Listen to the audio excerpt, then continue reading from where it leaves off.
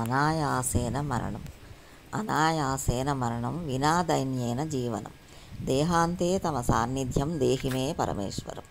మీరు గుడిలోనికి వెళ్ళినప్పుడు దేవుని ముందు నిల్చొని మీ రెండు చేతులను జోడించి కళ్ళు తెరిచి ప్రశాంతమైన మనస్సుతో దర్శనం చేసుకోండి.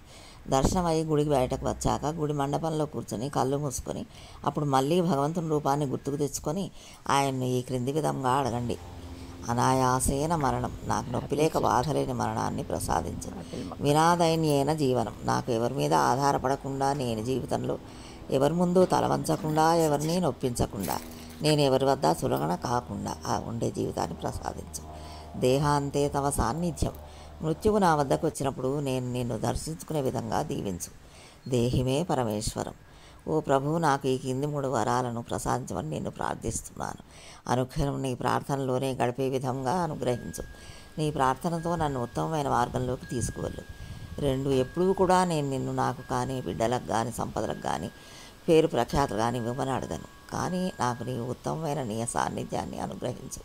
నాకు ఎప్పుడూ కూడా నీవు సదా అండగా ఉండి నన్ను ఉత్తమమైన మార్గంలో నడిపించు. ఇలా మీరు ఎప్పుడు గుడికి వెళ్ళినా ఇప్పుడు చెప్పిన విషయాలు గుర్తుంచుకొని ప్రవర్తిస్తే మనకు ఏమి కావాలో అవి అన్నీ కూడా మనం అడగకుండానే ఆయనే ప్రసాదిస్తాడని మరవకండి. దీనినే దర్పణ దర్శనం అంటారు. మనస్సు అనే దర్పణంలో దర్శించి ఆ దివ్యమంగళ స్వరూపాన్ని దహరాకాశాన ప్రతిష్ఠించుకునే ప్రయత్నమే ఈ ప్రక్రియ.